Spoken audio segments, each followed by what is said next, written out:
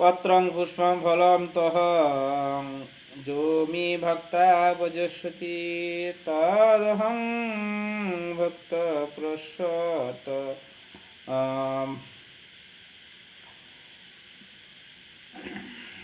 অস্বামী পজতাত্মনম।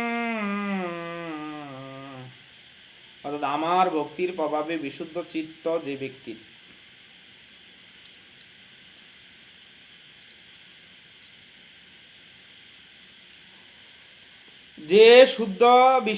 যে বিশুদ্ধ চিত্ত নিষ্কাম ভক্ত ভক্তি সহকারে আমাকে পত্র পুষ্প ফল জল অর্পণ করে আমি তার সেই ভক্তিস্ফূর্ত উপহার প্রীতি সহকারে গ্রহণ করি। যে আমি এই ভক্তি উপহারটা কি করি? প্রীতি সহকারে গ্রহণ করি। এটা কি বলছে শ্লোকে? পত্রং পুষ্পং ফলম তহম নিবেদিত তোহম যো মে ভক্তা ভজস্বতি তদহং ভক্তাং প্রহৃদ ম সমামি পজতান আত্মন। পজতা আত্মন অর্থাৎ এখানে বলছে পজত আত্মন, যে বিশুদ্ধ চিত্ত নিষ্কাম ভক্ত ভক্তি সহকারে আমাকে পত্র পুষ্প ফল জল অর্পণ করে আমি তার সেই ভক্তি স্ফূর্ত উপহার প্রীতি সহকারে গ্রহণ করি। প্রীতি মানে ভালোবাসার সহিত আমি গ্রহণ করি। বুদ্ধিমান মানুষের পক্ষে শাশ্বত সুখের জন্য চিরস্থায়ী আনন্দময় ভাগবত লাভ করার উদ্দেশ্যে ভগবানের অপ্রাকৃতিক প্রেমময় সেবায় নিজেকে নিয়োজিত হয়ে কৃষ্ণ ভাবনাময় হওয়া আবশ্যক। এই প্রকার বিস্ময়কর ফল লাভ করা পদ্ধতি অত্যন্ত সহজ এবং এমনকি অত্যন্ত দারিদ্রতম ব্যক্তিও এই রকম যোগ্যতা ছাড়াই এর অনুশীলন করতে পারে। এটি লাভ করার জন্য একমাত্র যোগ্যতা ভগবানের শুদ্ধ ভক্ত হওয়া। কারো যদি পদমর্যাদা অথবা স্মৃতি কি তাদের কিছু আসে যায় না। পন্থাটি এত সহজ যে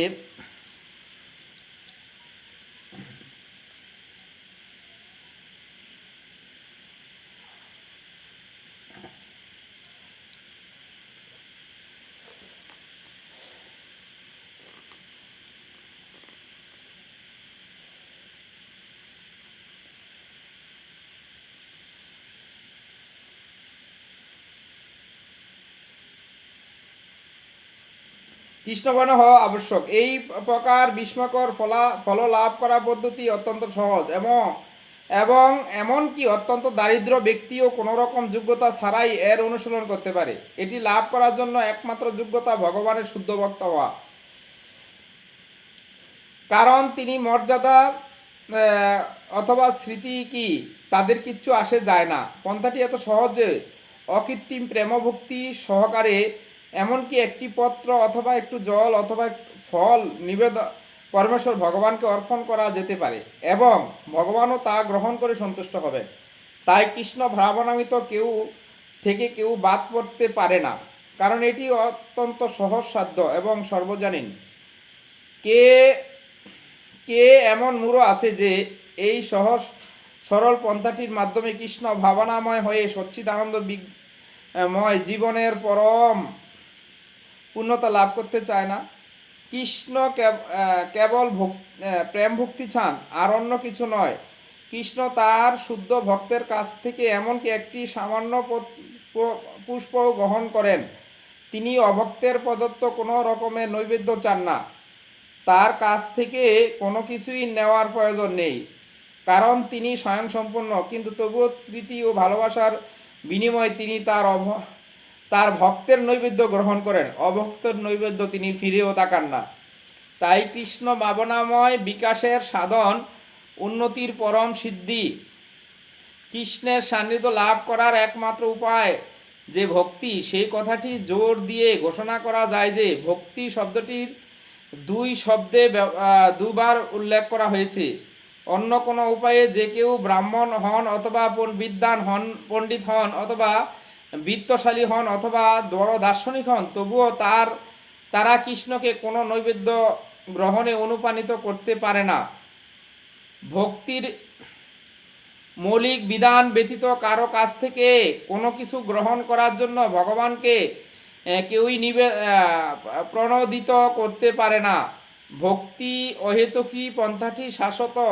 এটি পরম তত্ত্বের উদ্দেশ্যে প্রত্যক্ষ সেবা সম্পাদন। ভগবান শ্রীকৃষ্ণর একমাত্র ভোক্তা, আদি পুরুষ এবং সমস্ত যজ্ঞের পরম লক্ষ্য এটি প্রতিপন্ন করার পর এই শ্লোকে তিনি বলেছেন যে কি ধরনের যজ্ঞ তার প্রতি উৎপাদন করে।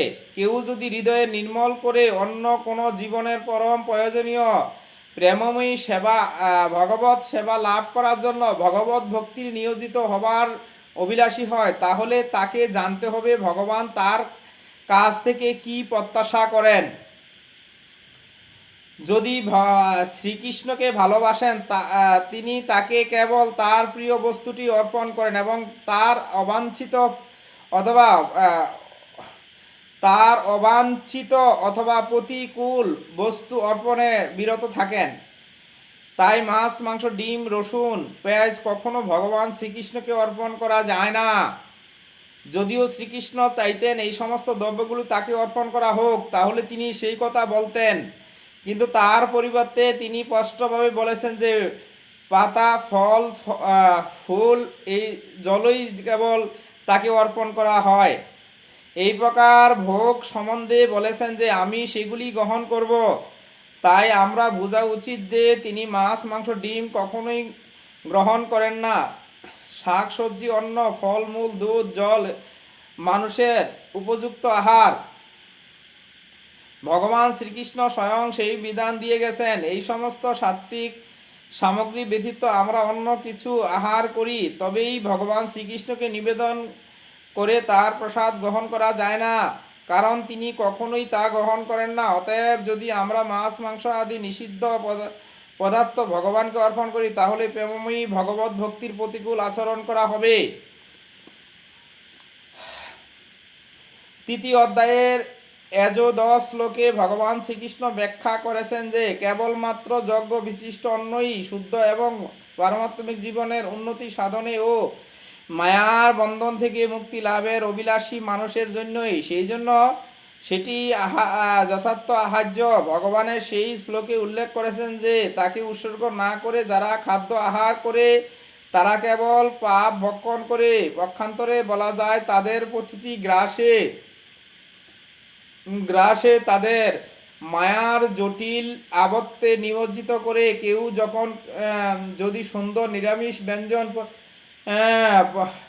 প্রস্তুতপূর্বক শ্রীকৃষ্ণকে প্রতিকৃতি অথবা অর্চনা বিগ্রহকে নিবেদন করে বন্দনাপূর্বক সেই সামান্য নৈবেদ্য গ্রহণ করার জন্য প্রার্থনা করে, তবে তার জীবনে উত্তরম উন্নতি সাধন হয়, সে শুদ্ধ হয় এবং স্বচ্ছ চিন্তা ভাবনায় জন্য মস্তিষ্কে সূক্ষ্ম কোষের উৎপত্তি হয়। সর্বোপরি ওই সমস্ত ভোগ প্রেম ভক্তি সহকারে নিবেদন করতে হয়। সমগ্র পৃথিবীতে সব কিছুর একমাত্র অধিকারী হবার জন্য আমাদের উৎসর্গকৃত ভোগ গ্রহণ করার আবশ্যকতা শ্রীকৃষ্ণের নেই, কিন্তু তার প্রীতির উৎপাদনার্থে তার উদ্দেশ্যে অর্পিত নৈবেদ্য তিনি গ্রহণ করেন। ভোগ তৈরি এবং নিবেদন করার জন্য গুরুত্বপূর্ণ বিষয় হচ্ছে তিনি যে তা শ্রীকৃষ্ণকে উদ্দেশ্য প্রেম ভক্তি সহকারে সম্পাদন করা উচিত। নির্বিশেষবাদী দার্শনিকরা যারা পরম তত্ত্বকে ইন্দ্রিয়বিহীন রূপে দেখতে ইচ্ছা করে, ভগবদ্গীতা ওই শ্লোকে তাদের বোধগম্য হয় না। তাদের কাছ থেকে এটি কেবল রূপক ও অলঙ্কার অথবা গীতার বক্তার শ্রীকৃষ্ণের জড়জাগতিক গুণাবলীর মাত্র। কিন্তু যথার্থ সত্য হচ্ছে যে পরমেশ্বর ভগবানের শ্রীকৃষ্ণ দিব্য ইন্দ্রিয় সমূহ। শাস্ত্রে বলা হয়েছে যে তার প্রতিটি ইন্দ্রিয় জন্য সমস্ত ইন্দ্রিয়ের কাজ করতে সক্ষম। শ্রীকৃষ্ণের তদয় পরম তথ্য বলায় সেটি প্রকৃত অর্থ। তিনি যদি ইন্দ্রিয়বিহীন হতেন তাহলে তাকে সরজৈশ্বর্য বলা হতো না। সমস্ত অধ্যায়ে সপ্তম অধ্যায়ে শ্রীকৃষ্ণ বলেছেন যে তিনি দৃষ্টিকোণ করার মাধ্যমে জড় প্রকৃতির গর্ভে আমাদের সঞ্চারণ করে, আর এই ক্ষেত্রে ভোগ অর্পণ করে ভক্ত যখন প্রেমময়ী প্রার্থনা দ্বারা ভগবানকে নিবেদন করে, ভগবান তখন তা শ্রবণপূর্বক গ্রহণ করে এই অপ্রাকৃতিক আস্বাদন করেন। আমাদের মনে রাখা উচিত যে পরম তত্ত্ব হবার ফলে তা শ্রবণ করা অর্থাৎ ভোজন করা এবং স্বাদ আস্বাদন করার মাধ্যমে কোনো পার্থক্য নেই। ভক্তি কেবল ভগবান শ্রীকৃষ্ণকে বর্ণনার কদর না করে ভগবানের সৌরভ উপলব্ধি করে থাকেন এর এবং বুঝতে পারেন যে তদয় পরম তত্ত্ব ভোগ আহার করে এবং তার উপভোগও করে, আহার করে তা উপভোগও করে, তিনি তা উপভোগও করে। হরে কৃষ্ণ। তাই জন্য আমরা ভগবানের যে ভগবান যে আহার করে সেই সম্বন্ধে এখানে বিশ্লেষণ করা হয়েছে। এই জন্য ভগবান বলছে যে কি বলছে যে আমি জড়জগতে যখন অবতীর্ণ হই তখন আমি সব কিছুই গ্রহণ করি। কোনটা গ্রহণ করি? ভক্তি এবং প্রীতির সহিত যদি আমাকে দেয়, আমি সমস্ত কিছুর ভোক্তা। আর যদি ভক্তি এবং প্রীতি, প্রীতি মানে ভালোবাসা না থাকে, ভক্তিও না থাকে, ভক্তি মানে কি প্রেম ভক্তি না থাকে, যদি আমরা ভক্ত না হই তাও গ্রহণ করবে না, আর প্রীতি ভালোবাসা না থাকলে তাও গ্রহণ করবে না। ভক্তি আছে কিন্তু ভালোবাসা নাই, তা হবে না, দুইটা থাকতে হবে, ভক্তি এবং প্রীতি মানে ভালোবাসা। হরে কৃষ্ণ। তাহলে আমরা ভগবানকে লাভ করা সম্ভব। হরে কৃষ্ণ। জয় গৌর, জয় নিতাই।